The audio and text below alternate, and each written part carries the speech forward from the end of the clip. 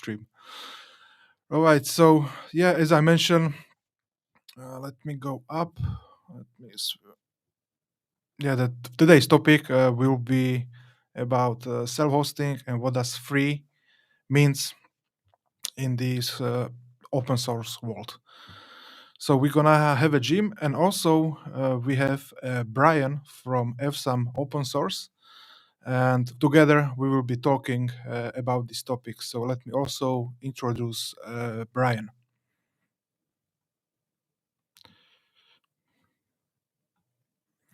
Hello, Brian. Can you hear us? Yeah, I can. Are you hearing me okay? Yes, we can. I can. And you, Jim? Great. Jim, we cannot hear you again. What the hell is going on?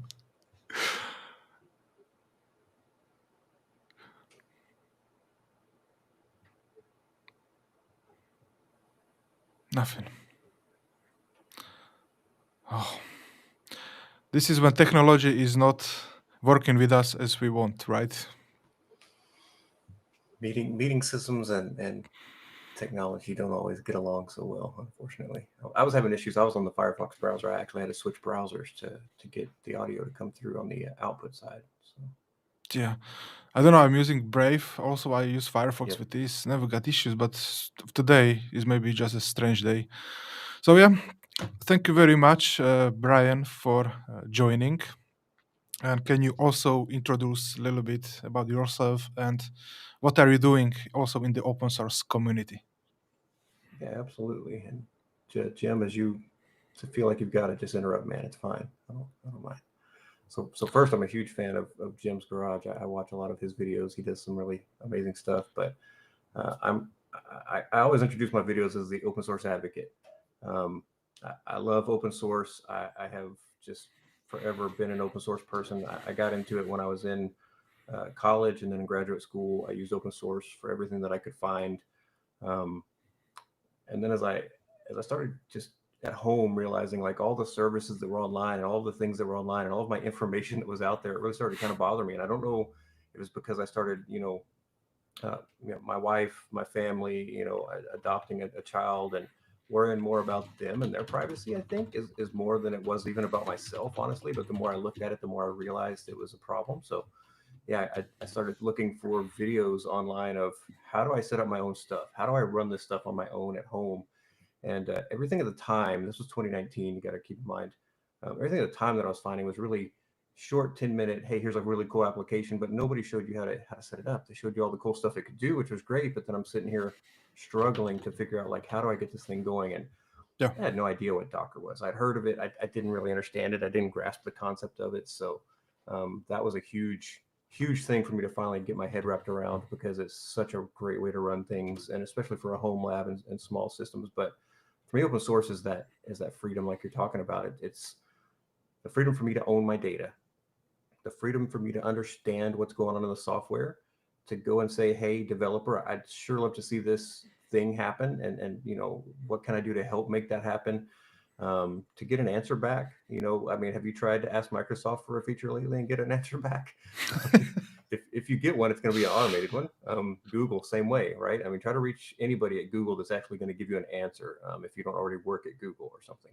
Yeah. So it's to me, it's that amazing community and connectivity you get through using open source. But also, open source is just so powerful, such a powerful ecosystem of capabilities and software out there that it's hard for you to look at it and really watch a video like one that I do or that Jim does or that maybe Ebercorp did or some of the other guys that are out there that are doing a lot of open source content that and then say, well, that's not what I'm looking for, or that's not good enough. It doesn't match up with what I get from XYZ. I mean, if you're trying to do a one for one, you're never going to be happy because the whole idea is that you have choice, right? Is that you have something different about it. It's just like all of the people that say, well, I'm going to try to use Linux instead of Windows. Don't try to use Linux instead of Windows. Try to use Linux. Don't worry about Windows. That's a whole separate thing, right? Don't try to switch from Mac to Windows. You're not going to be happy if you're a happy Mac user. Don't try to switch to something as a replacement or an alternative to it. Switch to it as a fresh idea, as something that gives you choice, as something that gives you an option, and have that open mind, and you're going to have such a better experience. I can't name the number of people that I've told about something and they try to go do it and they think I can make it work like what I do now, and they get frustrated. So for me, being an open source advocate, that's where my channel started. It was, I want to be an advocate for open source and for people to get out there and use it. I know I talk a lot and I'm long winded, but there's a really long answer to what could have been a really short answer probably. Yeah, definitely. Like this answer is really long and it's constantly evolving, and that's why I try to also bring people from the industry to talk about this topic, because many people think that the free like is free of charge, right? Yeah, Which is is not what it should be. It should be like free as freedom. You can inspect code, you can do basically whatever you want with the code, but if you want more features or support, you cannot just open an issue and request support with those kind of things, because this behavior can kill open source project, as I saw many times, right? absolutely. And Jim, can you try your audio, please? If you can say something, or oh, what should we do?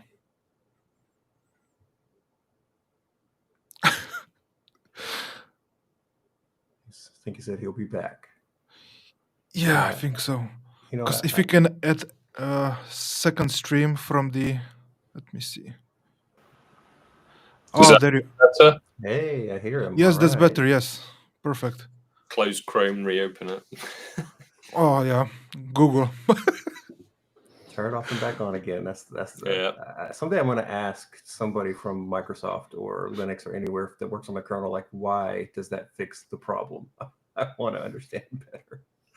Yeah, It's like, amazing. in the hosting space, always check DNS first. That's right. Yeah. Yeah. That's Very right. true.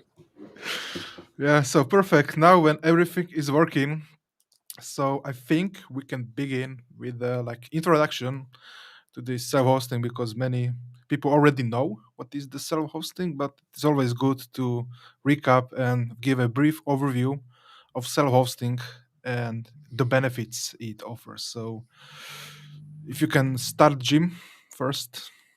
Feels like Brian should go before me. He's been doing this a lot longer than I have. All right. So, Brian. For me, the benefits of self-hosting are, one, control. I control my own data. I keep it. I have it. I don't have to worry about where it is out on the internet.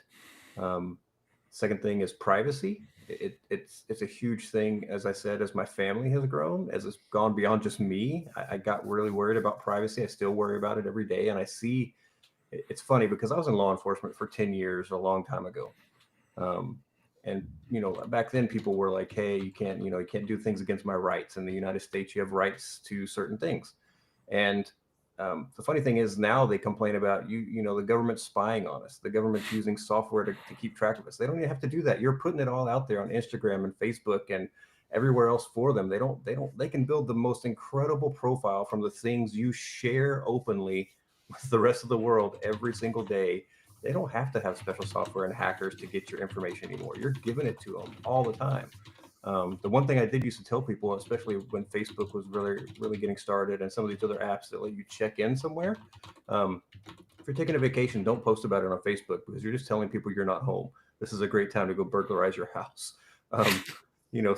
Start thinking a little bit like, hey, what am I putting out there? What am I telling people? And what do they really need to know about me as a person? So for me, it's that. It's control and privacy. And as you said, freedom. And again, this is where the English language falls down a little bit, because we have words that are the same word and it means many different things. And all languages have this. My wife is from Mexico and speaks Spanish, and believe me, there's lots of words I get confused because they sound exactly the same as another word to me, the untrained ear, and I misunderstand what she says. But same way with free and freedom. There's free as in I want something for free. I don't want to pay for it. And then there's free as in freedom. It's the freedom to check out the code, to go and Yeah. make a fork of it, to build it yourself, to change it in any way that you see fit, to make it your own or share that back to the community. Even better, right? Like go and contribute in a way. It's that level of thing. It doesn't mean that it doesn't cost anything, because if it's worth it to have it, it's worth money. Money is how we pay bills. Money is how the world works. Yeah. So in this day and age, it is worth it to me to support these projects. And a lot of the money I get from like Patreon or pay me with a beer, pay me, buy me a beer, buy me a coffee. Instead of that, they're really buying me a chance to go and contribute something to us, to an open source project. I try to contribute that back to the open source projects that I love and that I cover and that I use, because I don't want them to go away. I want them to continue. I want them to be profitable. I want them to be successful. And I want to encourage those developers to continue that work. I want them to know that I appreciate what they're doing. But the easiest thing you can do with any open source project is just go on and say thank you. Create a GitHub issue and just say, I just wanted to say thank you. Feel free to close this issue whenever you're ready. This is awesome software. You'll be blown away by how much that it just really affects that developer and makes them say, man, I'm going to keep this rolling. I'm going to keep doing what I'm doing. I'm going to keep this going. It fights the burnout that they get from constant complaints about how their software is not doing something somebody wants. So yeah, for me, it's control, it's privacy, and it's freedom. That's the thing for me about open source that I really love, and that's the reason that I use it. Yeah, I definitely agree with you and have similar thoughts also.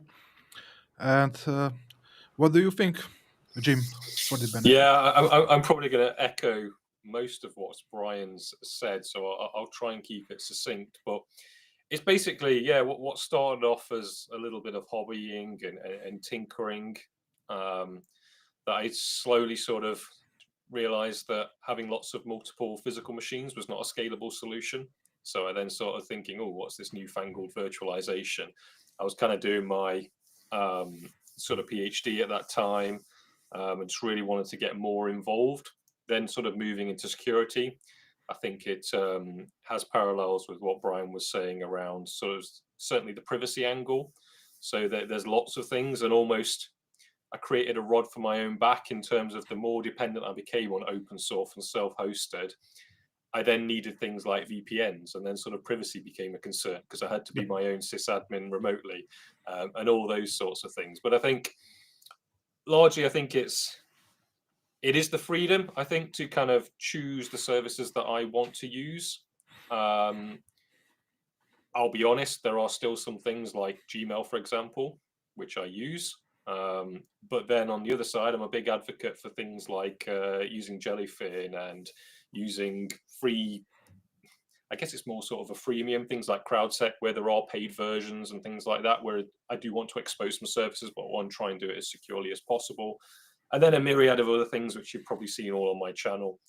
I think to Brian as well, I think it's really good to be able to support and promote it. And I never thought I'd get to where I was by creating these videos. I thought I was just some sort of nerd that liked doing this stuff. But it's great to see that other people are interested in this. And I think I really enjoy teaching what I know, even if it's not the best or it's correct. I still see my channel as much as me learning as other people. And I'll often get comments from people who are more informed. I kind of do a mile wide, inch deep. So it's a great learning opportunity for me as well. And I think anecdotally, most recently, the Bunker Web video I put out, to Brian's point, the developer came out and I was pretty livid that they were putting a free thing behind a paywall. And lo and behold, he got in touch with me, the lead developer, and said, you know what, version 1.6, we're getting rid of that feature.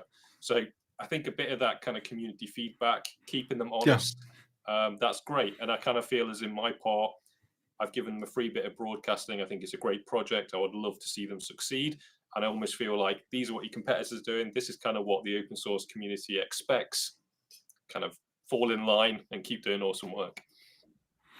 Yeah, definitely, and especially because I was in the Bunker Web Discord also, and when you released the video, I sent the message, "Hey, look, Jimmy's pissed. You cannot have this behind paywall." And then yeah, I also got meeting with Florian because as my company Webnestify, I also using open source software, and I started with self-hosting. It was like 4 years ago. I didn't know anything, and then I discovered Brian's channel. And then, as I was watching, there was more channels. And yeah, I also think that self-hosting got benefits for freedom. You can control the data, and you have full control. You can secure it however you want, and yeah, you can use it for your home lab, or if for business as Webnestify, I'm using it. So I'm also contributing back to those projects, because this is really crucial that we need to do as a, if you are using some projects for business, right, to give back. So the development can go further and further. There can be security audits because it is a software. There can be CVEs, remote code executions, which wouldn't be anything good if it has to happen. For example, or some Technitium DNS controller, right? Just for an example, or Vault Warden Docker, which is somebody snooping all the logins on the network. That wouldn't be great. So that's why I also try to get this stream together so we can basically talk about this topic so many people can see or learn the difference, right? Yeah, definitely. I think that's awesome that you're building a business with open source, because I've done 2 series on it at this point. And it really can. I think open source is at that point in this day and age where you can build a complete business around it. You can do it successfully, and you can do it really well. Um, my goal is to someday branch out and start building my own business like that. I have a full-time job. I have a family. I also do part-time kind of IT work for a couple of local companies, but I'd love to build that out at some point, just to make it something where it's more than just my home lab. But as you said, like, Jim, learning is my goal and my passion. So a lot of my videos, I'm just doing it because I wanted to learn it, and I wanted to see it, and I wanted to see what it does, and I wanted to Yeah. understand how it works. It's not really anything more than me working through it. I mean, I initially started off very off the cuff, just recording myself doing it, and then I realized it was like 8 hours of editing because I didn't know what I was doing. I've gotten much more practiced, but it didn't save me time. It probably takes me more time now, but I do set up like a lab in my home, and I really test how many times can I do something repeatedly and get the same results, because it never fails that I'll do something 3 or 4 times perfectly fine, and I'll go to record it and it just all goes to heck in a handbasket, and I'm like, what happened? And I'd spend an hour and a half troubleshooting and realize it was something dumb on my part. But it also helps me clean up my documentation that people want to follow. It helps me make sure that I've written everything down correctly, that I've got things in the right order. So it's a great learning experience for me, and I love to constantly learn. I'm trying to teach my daughter to be less of a consumer and more of a get out and learn how to contribute and do things. And it's hard because in this day and age, we're a consumer society, and everything you do, it's consumption of media, it's consumption of other people's services, it's consumption. And if that works for you, I think that's awesome. Just for me personally, I don't want to have that kind of dependence on other people's services anymore. And I think there's a lot of people starting to turn that direction. My channel's grown. I'm almost at 150,000 subscribers, which if a lot of them went back to look at their subscriptions, I'd probably be back down to like 50,000. But luckily, people don't check their subscriptions very often on YouTube. But I mean, for a channel that's so niche into the open source market, I'm blown away that I've had that many subscribers over the years. If I did a little bit more scripted stuff, I'd probably have more. My eyes are bad, so I can't read a script on the screen anyway, so I just do it as I go. But I feel like I also mumble through things sometimes because I'm having a hard time and I want people to see the part where I struggled. Sometimes I realize, wow, if I don't show this, everybody's going to hit this and they're going to be really frustrated. So I really try to work through that. I have long form videos. I can talk forever. Luckily, my job requires that anyway. So, but yeah, I love long form content. I look for that. I seek that out. The shorter videos are fine, but I don't feel like I get a lot out of it other than here's a quick overview of something now that I'm going to go research at some point. But yeah, I think just in the space, open source is amazing. That you're building a business out of it, absolutely incredible. Just love that. Yeah, it is really tough to do because still, like, running on email server is not something that I'm looking for. So I'm using like Google Workspace, which has the best delivery out there, which is great. But still, there's so much hassles running own email servers, skipping ports, and those kind of things. It's just nightmare, nightmare. What you think, Jim? Yeah, I think awesome, but I don't envy it at the same time because I know the amount of headaches that I get in doing things and just hosting things at home. I like to think, touch wood, things are pretty stable, but typically when they tend to go bad, they go properly bad, and I have to go back to doing backups, which is I don't want to put a dampener on self-hosting, but I do think there's kind of a minimum level you need to understand and be comfortable with before you start putting all your precious data and your passwords into things that you can't back up and recover because you are just going to get yourself in a world of hurt. I think to Brian's point as well, none of my videos are scripted, as you can probably tell. I tend to wander off piste. I think the bits that I really like are I just cover what I enjoy and how I set things up and some of the challenges that I want to come up with. Some of them might just be purely academic. So recent video showing the difference between sort of tail scale on the derp and having direct connections. Yeah. Most people probably aren't interested in that, but I found that interesting. So I wanted to demonstrate it and actually showcase that, because you get a lot of people saying, oh, just use tail scale and none of your data goes through their servers. I'm like, well, no, it does. And I want to show that it does. Now, it's not necessarily an issue because it's encrypted end to end, but from a privacy standpoint, Tailscale are going to know all of your IP endpoints, and there's also that risk of the control plane which they host being compromised, and so there are some risks. So, yeah, I think in the right hands, I think it's just brilliant, and I think had I gone down a different path, maybe setting up an open source based business would be pretty cool. I think to Brian, I do friendly remote admin for friends who are probably, if I'm being blunt, in positions they shouldn't be, and try and do a bit of debugging whilst trying to remain anonymous to keep myself out of any culpability. But yeah. Yeah, speaking of like the security, there's no 100% security. For example, if the DC got ransomware, what would happen? It would just spread to all machines connecting to the DC, right? And yeah, this is something that we just have to learn to live. And what we can do, we can just mitigate third-party risks, right? So yeah, I mean, I work in security, so I live and breathe this stuff every day. I see what's out there.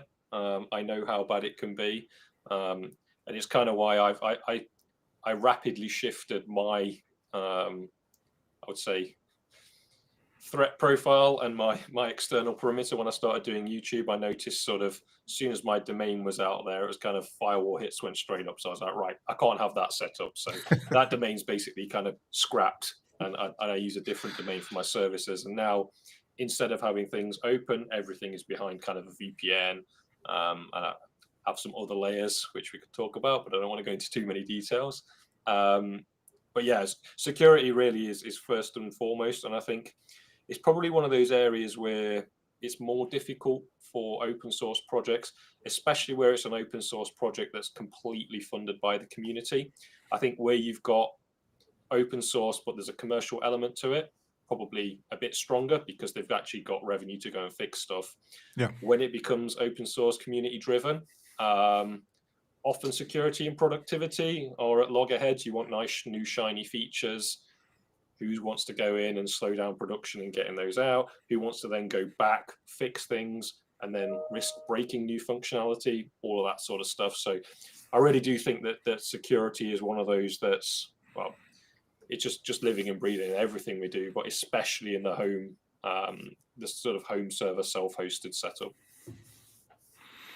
Yeah, thank you. Thank you for your point of view. And we have a good question from, let me show it, from Stian. I'm interested in how I can contribute to open source projects. I love them and use them, but I'm not knowledgeable enough to contribute directly with the code. What are ways I can contribute? I mean, you don't have to be a developer to contribute to open source projects, first of all. So lots of open source projects have documentation, but it's not great.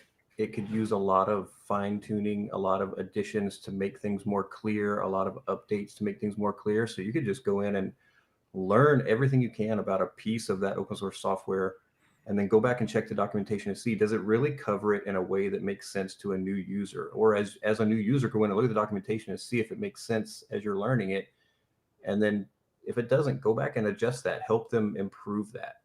The other way is to be a really good tester and really good person that, in the way that you report either bugs or enhancement requests. That's a very hard thing. It's a very specialized job. I mean, literally in the development world, we have QA people who their job is to be able to report bugs and defects in a really, really important way for the developer to be able to fix it. Yep. And the best thing you can do is, what did I expect? What did I see? Why was that wrong? And then, do I have logs? Can I provide you logs to help you understand how this happened? Is there anything else? And a lot of the GitHub projects are really good. They give you a form to kind of fill it out. Yeah. But I think people get in a hurry and they don't want to do that. But really and truly, reporting bugs that are repeatable, that's the best thing. Is like, can you do this over and over using the same steps? Because that's the bugs the developers can go just knock out like that. If it's something that's like, it happens occasionally, but not every time I do it, and it's only on this system and not my other system, those are much harder because they're trying to figure out, like, okay, why are you even seeing that problem? Just like with audio right now, right? My Firefox, I could not hear you guys. I had to switch to Brave. Why? They're both browsers. They both use pretty similar engines. I mean, slightly different, but they've got the basics there. Same concept. Software is software, but on a different system, it may have different problems. So definitely contributing through bug reporting and documentation is a very important contribution that I don't think gets enough credit a lot of times. And then the other way is, if you have $1 or a pound or a euro or whatever your currency happens to be that you can contribute to that project, and they have a way to donate it. Just let them know, like, I appreciate what you're doing. That's a contribution, just to tell them, hey, thank you for making this work. I mean, there's so many different things about it that are beyond development that is super important, I think. So definitely don't feel like you have to be a developer to contribute. Yeah, I agree with you. And also, I would add that if we are really enjoying using that piece of open source code, and if they got cloud offerings, usually you can do and support them with their software as a service solutions. I think the only thing I would add on top of those points is probably more on the softer side. If get involved in the community, get on the Discord, get on the social medias, share it, promote it. The more people that are using it, the more popular it's going to get, the more likelihood they're going to get contributions, going to get noticed. That could lead to future further improvements, features, etc. So I think, yeah, just promotion's a big thing. It's been really interesting. If a couple of my videos I tweet out and it's about a popular product, you'll see a lot of people jump on that bandwagon and push it forward, and then often you can get the developer themselves, the company themselves, tag on the back of that, and if there's feedback, obviously that's something they can take back and use as well. Yeah, definitely. And also, what you can do for free, it doesn't cost you anything to give it a star on a GitHub or GitLab, Yeah, and share it on your socials to spread the word, right? This also can help get more people interesting in this project, and maybe it can attract possible developers who know what to do, right? I will say, if you have a really good sized online following, before you share a project, especially a really new one, maybe reach out to that developer and ask them if it's okay, because I've seen it where I've put out a video and it just slams a new project with stuff and the developer was not expecting it, and they'll go figure out why, and then they'll reach out to me going, hey, I saw your video, thanks. People have like filled up my GitHub project with bugs. issues. I didn't expect to have to commit this much time.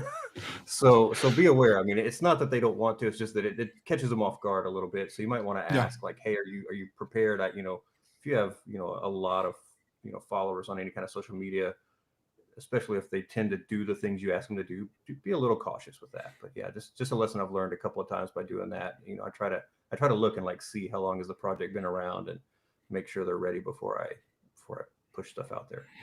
Jeff, that's really also a good tip. And is the project still alive?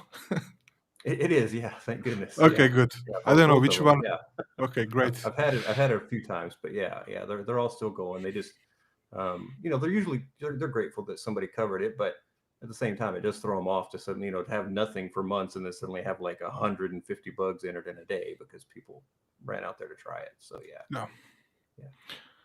All right. So yeah, now we can move to the main topic of this stream, which is the myth of free software and the common misconception.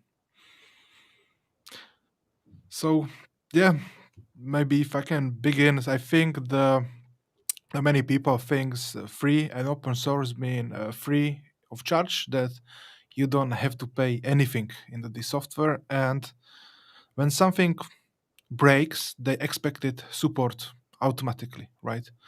Which is not very good behavior, and it can also throw away future development of this software that people are using and demanding support, bug fixes, etc., etc.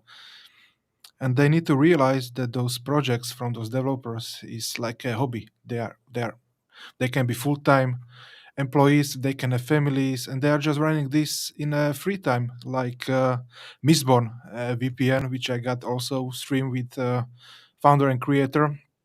He's doing this as a hobby, right? And I don't really like to see when people are requesting support or immediate bug fixes, or it is not working on Mac, can you fix it? Three asterisk, and exclamation marks and everything, This is really sad to see when people behave like this, but we cannot blame them, right? Because they don't understand the concept of the free as freedom to use and modify. Yeah, I mean, I spend a lot of my life in risk, and I see the more free, the more community driven it is, the more likely something will go wrong, and I'm on my own. And so I do factor that into my decisions personally in what I'm using, and tend to have a discussion sort of around when I do a video in terms of basically how well supported this is, in that knowledge. I think I think you're absolutely right. If something is free and open source and community driven, there's an expectation that you're on your own. There's a risk of this going wrong.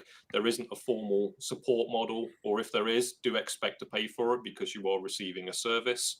But do be willing to get your hands dirty, roll your sleeves up, get stuck in, go through Discourse for hours, search through GitHub issues for hours, and I think probably the more on the edge you go, the more probably tech savvy you should be before you go down that route. That's probably what I would add. Yeah. Bran? Yeah, I mean, 100%. I mean, it literally says it in most of the open source licenses. This is provided as is without warranty. Yeah. Like, the reason that's there is for the thing you're talking about. I mean, it's great if you can get support, and if they offer a support package, be willing to pay for that support package because it'll make a difference. So, I had a Rocket Chat server for years. Love Rocket Chat still to this day. But my Rocket Chat, I ran an update because they've made a change where if you didn't do your updates within 2 versions, then they stopped letting the desktop and mobile clients work. And I didn't want that. So I got this notification about an update. So about 2 days later, I went and ran the update, and it was my fault. I took a backup of the data, but I did not do my normal backup process, which is back up the whole freaking server just in case. But it broke. It broke bad, and I tried for days to fix it, and I got some help from some other people to try to fix it. And I just couldn't get it going. So I thought, okay, I'm going to switch this to Matrix. I've been running my own Matrix server for my family, so I'm going to create one for my community. But at the same time, I can't blame Rocket Chat. It's not Rocket Chat's fault that my install broke. I'm sure because their stuff still works and other people's stuff still works. It's really, I have never paid Rocket Chat a dime, and I should have because I've been using their stuff for a long time, and they have a really great product. So on my list for this next month is to go and actually figure out how I can give them money so that I can say thank you for one thing, but also it wasn't for me to say, hey, Rocket Chat, you broke all my stuff, go fix it. It was for me to say, okay, I'm not paying you guys. I need to go figure out if I can fix this or not. And is it worth it for Yeah. me to spend that amount of time to do it? Jim is spot on. Like the more new a project is, the more community driven a project is, the less support options they have. Like if they don't even have a donate button, you'll probably get help, but be patient for one thing. Be polite, say thank you for picking the software in the first place always. But yeah, I mean, when I ask for support, I never expect anything within the first week. And if I get some kind of response in the first week, I'm thrilled. But I know that it's kind of a long-term back and forth because people are in different time zones by a lot. Somebody on the other side of the world that's just trying to answer me from Australia or from China, they're going to answer that when they're awake, and I'm going to see it the next day when I wake up, and it's back and forth over a day's time each time you have any kind of questions or updates. So definitely the free side of freedom, is you're free to work on it and change it the way you want to. And also you're encouraged to do that, right? It's not just you're free to, but you're probably going to have to at some point. So be ready for that. Yeah, definitely. And also, there can be like hidden costs in the development, maintenance, and even doing the community support. This costs tremendous amount of time, and time equals money, right? Absolutely. Yeah, and we have a question from John. Let me put it on the screen. What do you think about the ARM situation? Do you think ARM or RISC is the open source gateway to new processors? I'll let Jim jump on this one first. It's a bit technical. I'll be honest, I don't feel informed enough to have an opinion on this one. I'm going to bail.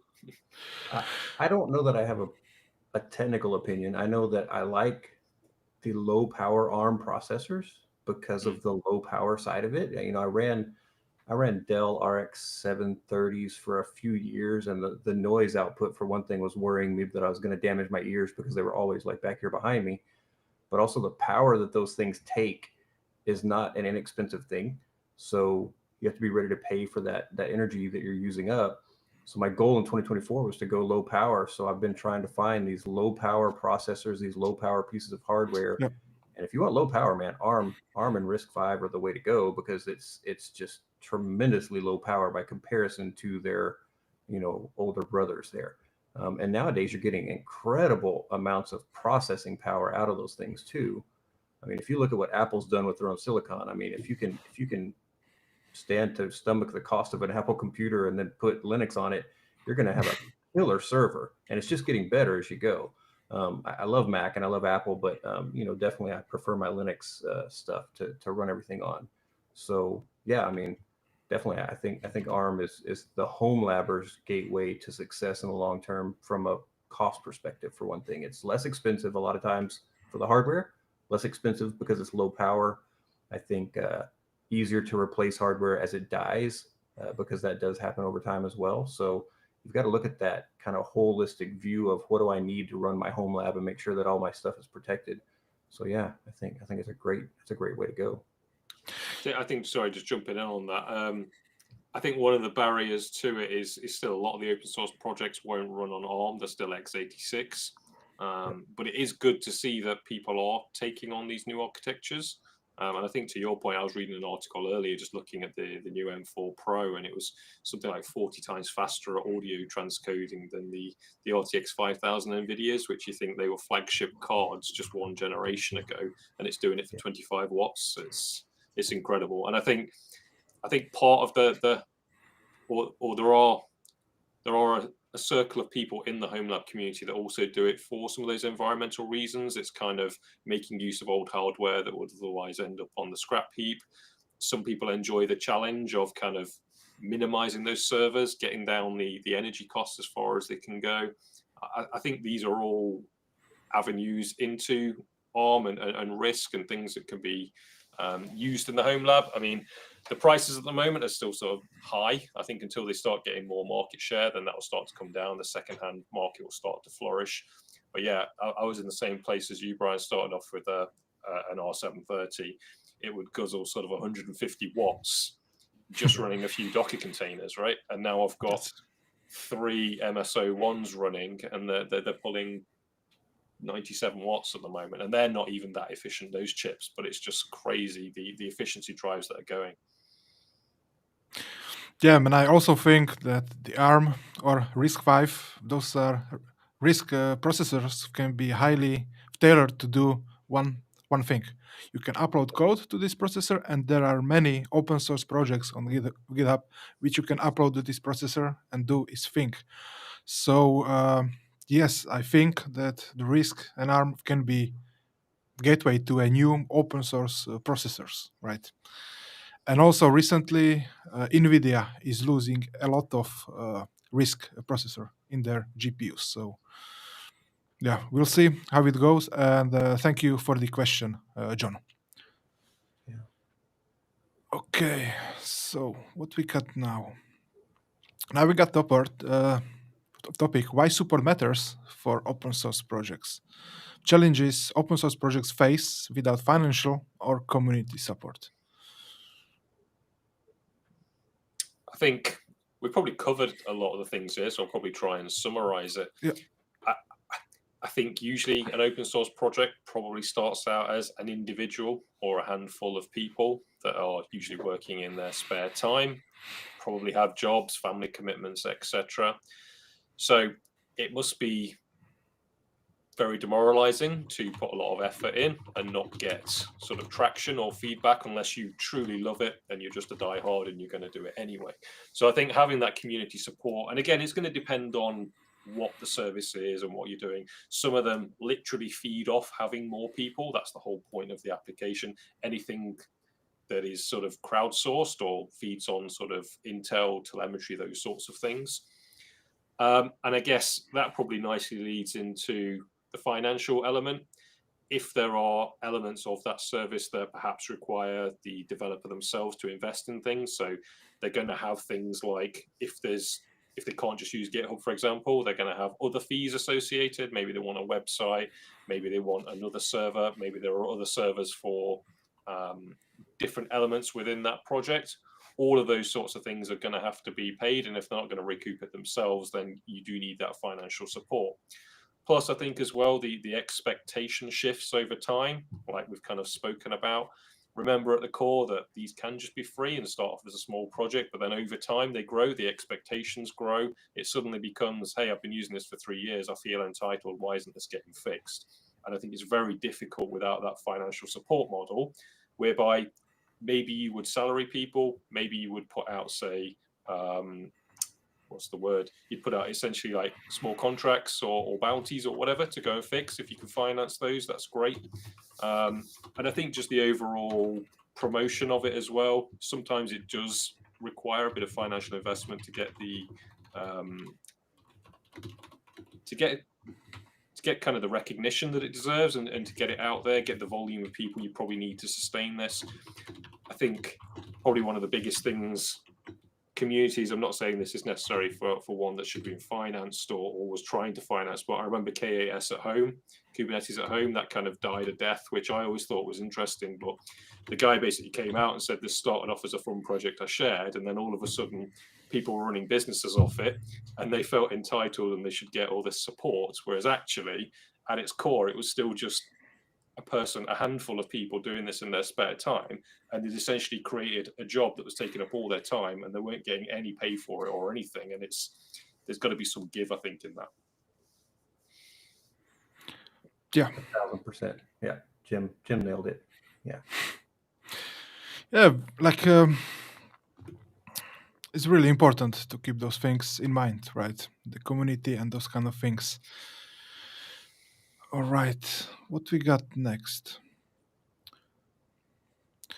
And also, like, what's really important that, as I mentioned before, to share those projects that you like to use, and it's really important advocating for those projects on your own social networks, which can be really helpful for people and developers.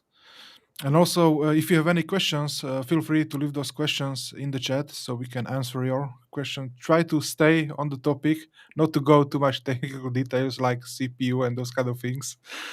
But yeah, I think we emphasizes a lot on this topic on open source. And yeah, we just need to encourage people and educate people to how they can contribute, big or small, and also on those tools they rely on. This is really, really important. Do you want to add something on this? Because I think we are keeping repeating on this. I think we've covered it. Yeah, I don't have much more to add on this one. Thanks. All right.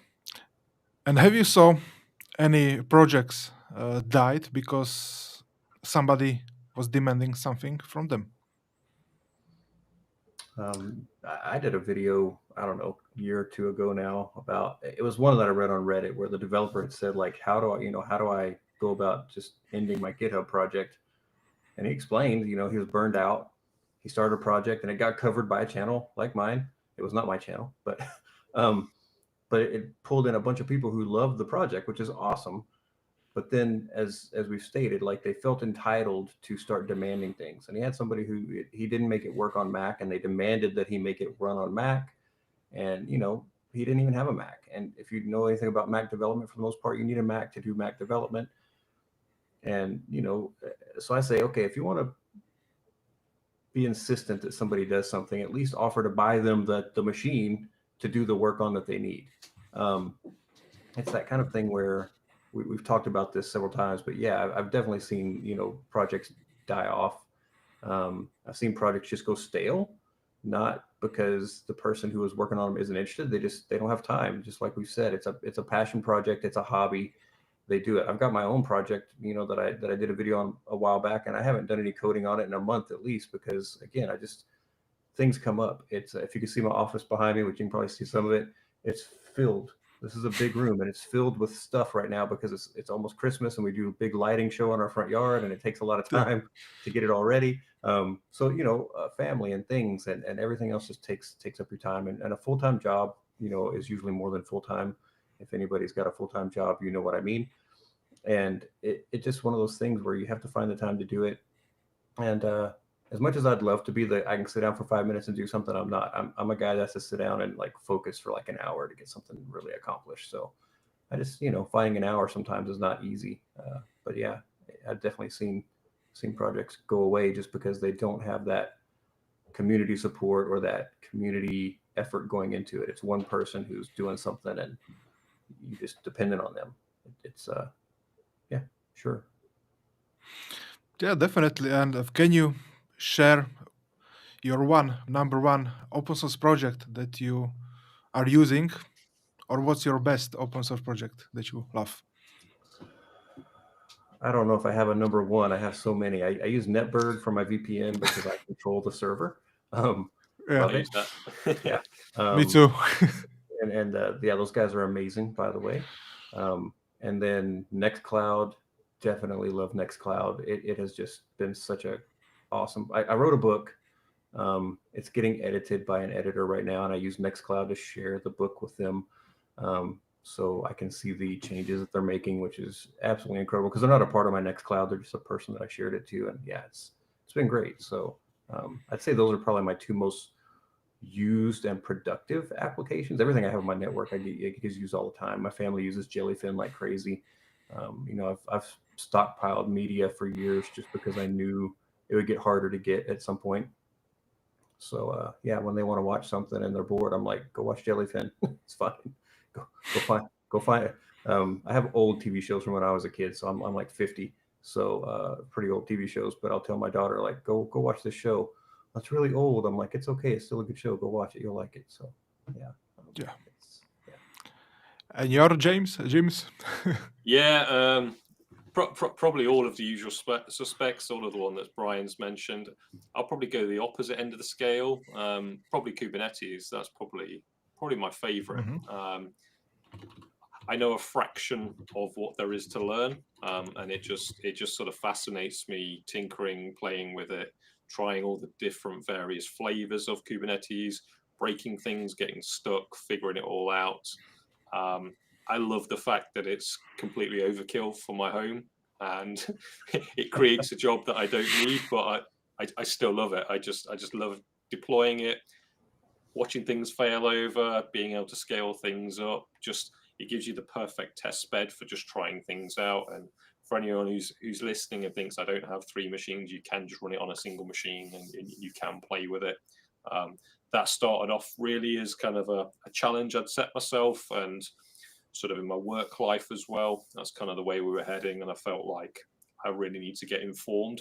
I'm somebody who learns from doing things visually and playing with it, whilst doing all the usual sort of classroom things and watching the webinars and things. But really, it's kind of walking a mile, setting this stuff up, then living with it and using it and debugging it. And then you get onto all the security stuff, which is what I actually have to worry about. And that's when it becomes fascinating to me, but equally extremely scary. Yeah, and my topics is Proxmox. Yeah. Because it is basically software that is running other softwares. Yeah, that was my reasoning. Yeah. And also the second part is the Bitwarden or Vaultwarden, which is really necessary nowadays to have some kind of password manager. But yeah, don't use some password manager. But if you have to use those, use whatever you can. But try to use like good and open source password managers. And yeah, those are my 2 picks. Because without them, I don't know what I would be using. I still nowadays see some people writing the passwords with a pen on a paper, which, can I see? Use password manager. Which one? Okay. So, yeah. But there are many great projects that I love to use. NetBird, Misha is really great from the development side. And yeah, Mistborn is also great. Net data to monitoring, open source monitoring stack is just amazing what you can do with net data. And yeah, many other projects. So yeah. All right. So, and also wanted to ask you, uh, what would you advise to the new persons who is gonna try some open source project? What would be your great advice, the best advice for them? I'd probably say patience. Yep. I was about to say, be willing to Understand fail, what you're don't worry getting about in it. for. Don't feel disheartened if you don't get it. If you see the start of my channel, that's where I was. I was just a guy thinking, what are these things? What are these computers? I want more than one. What's the best way to do it? I'll buy a few computers. Oh, I've heard of VMs now. I'll go and set up a VM, and just slowly building up the confidence. And I learned from being chucked in at the deep end and sort of working it all out. So I think you need to have a bit of resilience. You need to be up for a challenge. You need to understand that this is a rabbit hole. It goes deep, and you kind of need to be in it for the long haul. Really, I think there's probably a bunch of people that probably go on our respective channels and they'll follow a guide and click it and do it, and then they'll probably get disheartened when it breaks, because what you've got to do is appreciate the steps, but actually understand what it is and why you're doing it. And that's why I try the best I can to break things down into baby steps and explain to the best of my knowledge what's actually happening. So hopefully those sort of teachings, those traits come out in my videos, and hopefully you understand that it's not always plain sailing and things will break, and you just learn through sort of adversity and determination, and keep learning. And actually in the Discord chat, it's really good. We have some very healthy discussions in there. I see people struggling along. I try and chip in where I can, other people do. And then genuinely, there'll be things that I don't know, I haven't even thought about, I didn't even know were possible. How would I fix that? And I try and help people out. And then you've got other people at the other end of the spectrum who are excellent. And I think it goes back to the other part about being in a community, learning from your peers, but equally learning from people who've done this no more than you. And I think as someone to my friend group, I'm a wizard. But when you suddenly get into it, you realize that no, you're still the little peon that doesn't know anything. And there's people out there that literally wrote the book on this stuff. And I think going off piece, but I have this pipe dream of one day I would love to commit something to the Linux kernel, but I've got a long learning route. I've got to actually learn what I'm doing first. You've got bigger dreams than me, Jim. I'm just hoping one day to not have to come in and fix something in my lab. But yeah. I mean, Jim nailed it. It's really and truly like be willing to fail, because if you don't fail, you're never gonna really learn. If you can follow our guides, you can probably get something up and running, as Jim said, following the guide. But if you don't understand why it worked or how it worked or what it is that made it work, when it breaks, you're gonna have a really hard time. Just like with Rocket Chat, I know what was broken. Yeah. I have no idea how to fix it. With other things, I'm much better at going, oh, okay, I see what it's telling me. I know where to go, kind of at start looking for where the problem is at. I can address that. I can fix that. And the same way, I'm thrilled that I built up a community where people could come in and ask questions. I'm kind of starting that over just by moving my server, but it was a great place because people come ask questions and other people could answer. And sometimes I could chip in and help out and say, here's where you might start. And I love being able to help people if I can, but definitely I learned more through that community chat than I ever contributed, just from listening to people who definitely, Yeah. like Jim said, know more than I do about it. They're learning some piece from me, but they have the bulk of the knowledge already. They're just trying to figure out this one thing that they didn't really understand. So, to have them come back and continue watching other videos where they're wanting to see stuff is great. And then to have them contributing to that community is amazing. So yeah, there's definitely people out there that are far more advanced than I'm ever going to be at this. And I'm grateful for any feedback they give me. I get comments in the YouTube videos, I get emails, I get all kinds of things that just help me really appreciate how much knowledge is out there and how much people are willing to share it. That's the greatest thing about open source is sharing. Be willing to fail, and then be willing to share when you learn how to be successful at it. Go back and tell other people how to do it too, for sure. Yeah, I think as well. Sorry to jump in, but to Net Walker in the comments, who's asking a few questions. Given how open source it is and dynamic, actually, I get a lot of awareness of open source sort of conversely through the community as well. There's just so much out there that someone will mention something and I'll go, oh, that sounds fantastic. Never heard of it. I go and have a look and it's got 30,000 stars on GitHub. We're like, how did I not know about this? I think an example was like Coolify a few weeks ago. I was like, where's that been hiding? And it hasn't. It's just, there's just so much to get involved in. And I think that's probably my final point as well. Just don't worry about getting overwhelmed. Everybody gets overwhelmed. I've got about 50 to 60 video ideas that I've got, and I can almost get too bogged down in thinking what I'm going to do next. So I'll be honest, I have these little mini series that I plan out sometimes, but usually I'll just sort of close my eyes, go, bump, I'm doing that one today. And sometimes I know it already and I feel confident and I'll just go and read the documentation. But a lot of times, I'll be honest, I have to go and learn this stuff. I have to deploy it. I have to work out sort of why would you want to use it? What are the edge cases? And then sort of I try and put a niche on that in terms of how is a way I would use it that's maybe a bit quirky and other people might want to do. I think things like a lot of the some of the hardware pass through and things that people want to do, some of the LXC stuff, the complex things around getting the GPU in an unprivileged container and then using it. Most people will just be happy running it as root and putting it in. So it's those kind of things that I enjoy. Yeah, definitely. I agree with both of you, Brian and Jim. And yeah, I think we can wrap this stream. We covered everything what we wanted. Is there anything that you would like to add or mention about this topic? Yeah, I mean, just get out there and do it. I mean, if you're interested in open source, that's the only way to get started is to decide to go do it. Try not to pick the hardest thing you can find out of the gate. Pick a simple starting place. There's lots of them out there. I've got like kind of several videos that are aimed at beginners. I'm working on a beginner series just because people have asked me for that, more recently. It's not out there yet, but there's tons of beginner videos out there on all these topics. There's tons of intermediate videos out there on all these topics. But find creators that you like, that do things in the way that you like, and then subscribe to their channels and watch their stuff and go try it yourself. And if you find problems with their documentation, tell them, because I've had a lot of people tell me, hey, I was going through your documentation and it said this, but this is Yep. what I actually had to do.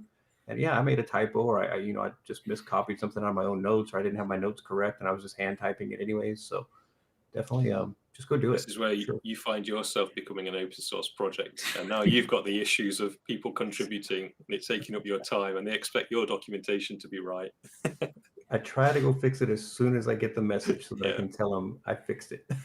If they're good Yeah, enough to give me excellent. the correct information, I go fix it right then for sure. Yeah. Yeah, it is really important to break it and fix it because you can learn on the go, right? And I also got issue with Rocket Chat like year and a half ago when they changed the database thingy to Tiger from something I don't remember now. I was searching like 2 3 days and then I found a video from Scott on YouTube how to fix it. Yep.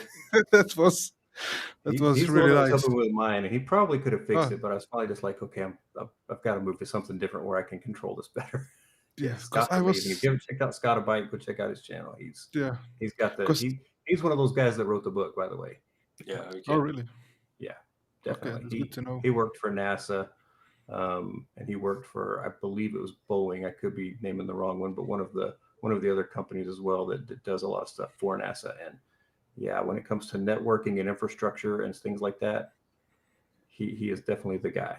He knows it for sure. So if you haven't checked his channel out, go check it out. It's the Scottabyte channel. Go Yeah, check we'll it out. do. Yeah, I will leave also links in the description after Awesome. this live stream. And yeah, I can thanks to Scott to fixing my Rocket Chat, but I'm not using it anymore because it was hard to manage for me with all the updates, those kind of things. You know, I love the project, but yeah, it is what it is. That's why I love to use SaaS versions of the products when I use them as a self-hosted. I can test it everything, but in a business space, there is only 24 hours a day. So That's right. yeah, Supportability. That's the key in business. definitely. And I guess your customers expect a level of service as well. So it becomes that trade-off, doesn't it? Of how self-hosted do you want to be versus how productive do you want to be as a business? And I guess a happy medium is probably get the company that's doing the open source for you to self-host it. And then I think that probably ties up nicely with you're giving that financial commitment and support as well. Yeah. Yeah. Fair I think enough. my only closing remarks would be don't think that the barriers to entry to this are high as well. I'm not talking on a technical level. You can start off small, but I'm talking more on a initial layout expenditure. If you've got a PC that you're watching this on, that's likely going to be fine. If you're using Windows, like most people will do, stick Hyper-V on there, stick VirtualBox. That's where I started, and just play with things. Just be curious and enjoy it, and join Brian's channel. On Jim's channel. That's right. that's great. And I think we have one question. It is more on the technical side, but he's asking: it is okay to host NetBird locally, not on the cloud? If so, how would you handle bunch of UDP, TCP forward ports? That's If I the can only part that I don't like about hosting NetBird locally is all of the port exactly, forwarding involved. Headscale, I didn't have to do that. I don't know how they're routing all their traffic through just 80 and 443, but they were, which was amazing. But the user interface did not give me the control that I wanted for doing things like for clients that I'm supporting and things like that, where NetBird does. But I do host it in a VPS on DigitalOcean just because I don't have that concern about the port forwarding through my home network. I do have firewall up that blocks all the other ports, but definitely not as much of a concern for just accidentally having somebody get into my home network. So that's the only reason I don't host the server at home. But other than that, I mean, if it doesn't bother you to open those ports at home, that's it. There's no issue with it that I'm aware of. yeah, for me is the also, but even on the cloud, when I see that I need to open bunch of ports on the firewall, I just cannot sleep really well because more holes you open, the more they can get in, right? And what I like in the SaaS version of NetBird, I can just close everything, no ports open to the public, which is amazing. Yeah, I echo that. I haven't actually tested whether they're sort of authenticated ports, so a bit like WireGuard is not going to show as an open port because you're not authenticated. I don't know whether it does that for all NetBird ports. Maybe it does. If it does, probably less of a concern. But I think it ultimately comes down to what's your risk appetite. I'll probably get crucified, but if it's a home hosted, people probably aren't bothered about attacking it. It's mainly going to be bots exploiting it. So make sure your software is up to date, have a firewall, stick something like CrowdSec on your proxy and route it through there. You're probably going to be okay. If you're a business, a small medium enterprise doing that, you're absolutely going to want to take more precautions than that. You will get attacked. You're not in a residential internet block. You are going to be attacked. You will want to be more proactive in your security. You probably would want to go with something that's hosted by somebody else. You probably would want to make use of some of the larger cloud providers and all the security that they can do, even if you're going to run your own open source applications. That's probably all I would say on that one. Okay, thank you, Digital Doctor, for a question. And yeah, I think that we come to an end of this amazing session. And yeah, I would really love to thank you, Jim, for your time, and also joining Brian for your time and your opinions on this topic. I'm really honored thanks for having to us. have you. Good discussion. Thank you. Thank you very much. Okay, and where can people find you, Brian? So me, Awesome Open Source is the channel on YouTube, and really I have Mastodon. That's the place I prefer that people find me. So I'm at MickInTX, so MickInTX, and it's on fosstodon.org is the server. That's probably the two places that are the best places, because that's the place I spend most of my time. Yeah. I'm gonna leave also links to these Brian socials in the description, and where people can find you and reach out to you, Jim. Just looks for Jim's Garage on YouTube. I've got all my social links on there, so I'll keep it short. And a bit of trivia: no one actually calls me Jim. I just thought I'll do Jim's Garage. Okay. I don't mind being called it, by the way. So don't feel as though you've been calling me Jim and it annoys me. It doesn't at all. I just thought it was a funny little quirk. Yeah, I got confused because you got James and then Jim's Garage. So okay. I don't know why I called it that. It was just something, when you go, I'll register a domain, right? Yeah. I've started creating videos, right? That'll do now. It's stuck. Yeah. I think it sounds better than James's Garage. It sounds just more laid back. It's pithy. Yeah, it's a bit quicker. Yeah. All right then. Yeah. Thank you very much for joining me on the live stream, and I'm really looking forward for more tutorials, more open source projects, and where people will start to change their mind and thinking about the free. So yeah, I think we should be good. So yeah, thank you very much for joining, and yeah, we can talk later about something else interesting in the open source space. Yeah, great. Thank you. All right, take care, everyone. Thank Okay. you. Bye-bye. And thanks to the audience. Thanks for the questions. Bye-bye. Cheers. All right, everyone. So there you have it. Sorry for the beginning. There were some technical issues, but we figured it out. And yeah, I'm really, really happy that we have this conversation with Jim and also Brian. And yeah, all what I can say, the open source is not going anywhere. Open source will be always with us, and we can always try, test, break new things, learn new stuff, and this is what makes open source open source. So yeah, thank you very much, everyone, for your discussion, for your questions. I hope we answered most of them, and yeah, I leave also the social links in the description so we can join their socials and engage with those open source creators. So thank you very much, everyone, for watching, and see you guys in the next one.